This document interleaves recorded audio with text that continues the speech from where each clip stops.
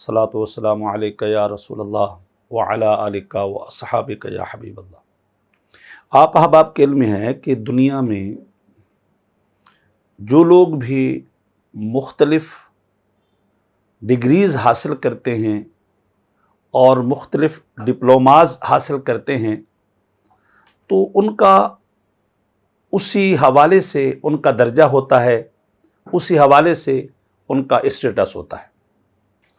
اللہ تبارک و تعالیٰ کے بندوں میں سے دو بندے ایسے ہیں، ایک عابد کے نام سے اور دوسرے علم اور علماء کے نام سے پہچانے جاتے ہیں۔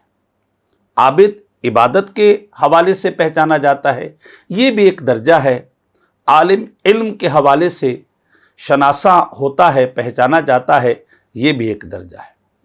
اب قیامت کے دن ان درجات کے فوائد کیا ہوں گے؟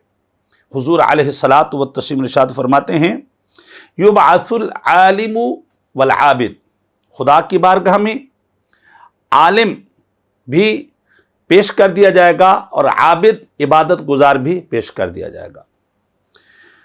فیقال للعابد ادخل الجنۃ، اللہ کی بارگاہ میں سے آرڈر ہوگا، حکم ہوگا عابد کو کہ تو جنت میں داخل ہو جا۔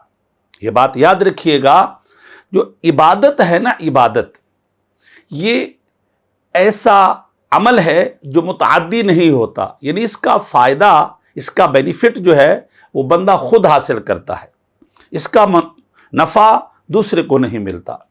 لیکن حبیب صلی اللہ علیہ وسلم فرماتے ہیں یقال للعالم، عالم کو کہا دیا جائے گا، اللہ تعالی ارشاد فرمائے گا اثبت حتی تشفع للناس بما احسنت ادبہم، اللہ تعالیٰ فرمائے گا اے عالم اس درجے، اس جگہ پر کھڑا ہو جا، حتی تشفع للناس، تو لوگوں کی سفارش کرتا جا، لوگوں کی شفاعت کرتا جا۔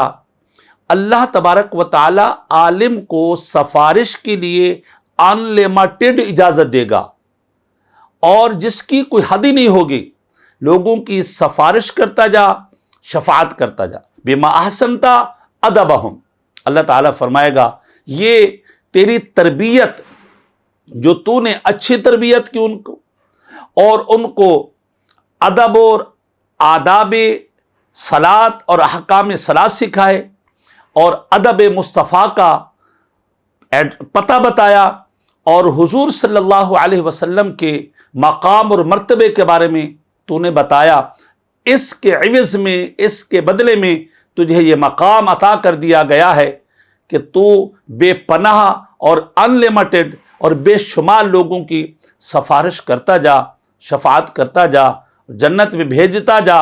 اللہ تیرے اس عمل کو محبوب کرتا جائے گا، مقبول کرتا جائے گا۔